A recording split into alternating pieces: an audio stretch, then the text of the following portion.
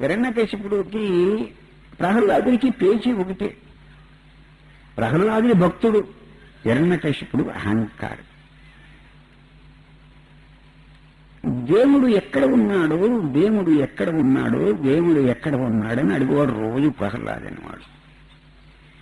వీడి సమాధానం ఏంటంటే దేవుడు ఎక్కడ లేడు, దేవుడు ఎక్కడ లేడు, ఎక్కడ లేడని వీడు గోల ఉంది, వాడు గోల ఆడదు. ఇదే ప్రహ్లాదుడి ఘట్టంలో ఇదే. దేవుడు ఎక్కడ ఉన్నాడు అని ప్రశ్నించేవాడు.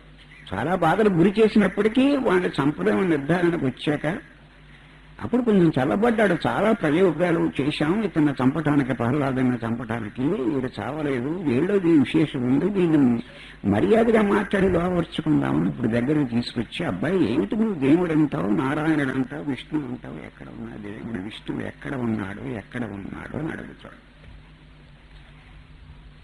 అంటే అతను ఓటమిని అంగీకరించలేక చాలా ప్రయత్నాలు చేశాడు, హత్య చేయటానికి, చంపటానికి. తన ఓటమిని అంగీకరించలేక మళ్ళీ మొదలుకొచ్చి దేవుడు ఎక్కడ ఉన్నాడు, భగవంతుడు ఉన్నాడు ఉన్నాడు అంటున్నాడు కదా, ఎక్కడ ఉన్నాడు, ఎక్కడ ఉన్నాడు.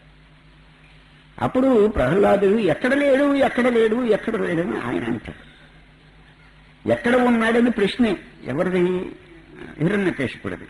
ఎక్కడ లేడు, ఎక్కడ లేడని ప్రహ్లాదుడు అంటాడు. అప్పుడు ఆ పక్కన స్తంభం ఉంటే ఇక్కడ ఉన్నాడని ఆ స్తంభాన్ని తన్నుతాడు, దగ్గర ఉన్న స్తంభం. అక్కడి నుంచి నరసింహస్వామి గురించి వస్తాడు. అంటే ఆ స్తంభంలో ఉన్నాడు, ఇంకెక్కడ లేడని కాదు. అన్ని చోట్ల ఉన్నాడు, ఆ స్తంభంలో కూడా ఉన్నాడు. ఆ స్తంభాన్ని తన్నుతాడు, ఆ స్తంభంలో ఉన్నాడని కాదు. అంటే అన్ని చోట్ల ఎక్కడ లేడు అని ప్రహ్లాదుడు చెప్పిన మాటను, ప్రహ్లాదుడు అన్న మాటను, భక్తుడు చెప్పిన మాటను గౌరవించడం కోసం ఏ స్తంభాన్ని అయితే హిరణ్యకశిపుడు తన్నాడో ఆ స్తంభంలోంచి నరసింహస్వామి వస్తాడు. ఇక్కడ మనం గ్రహించవలసింది ఏంటంటే ప్రహ్లాదుడి మాటను పోషించడం కోసం, భక్తుడి మాటను పోషించుకోవడం కోసం.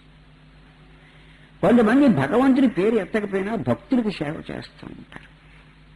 కొంతమంది భక్తుడికి చాలా సేవ చేస్తారు. ఈ భక్తుడికి చేసే సేవ కూడా భగవంతుడికి అలంకరించబడుతుంది. అది గుర్తుపెట్టుకోండి మీరు.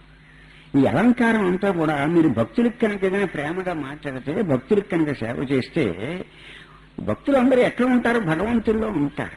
అంచేది భగవంతుడు అలంకరించబడతాడు.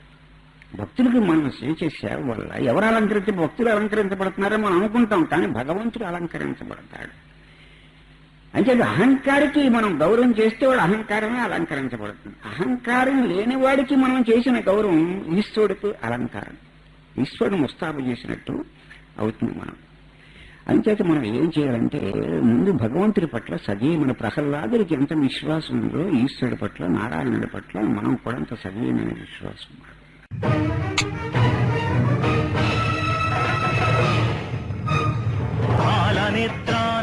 ప్రబల విద్యుల్లతా కేడీ విహార లక్ష్మీ నారసింహ, లక్ష్మీ నారసింహ.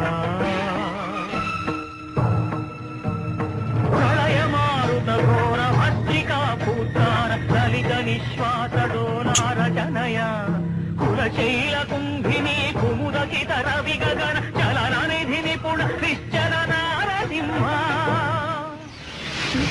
నారసింహ.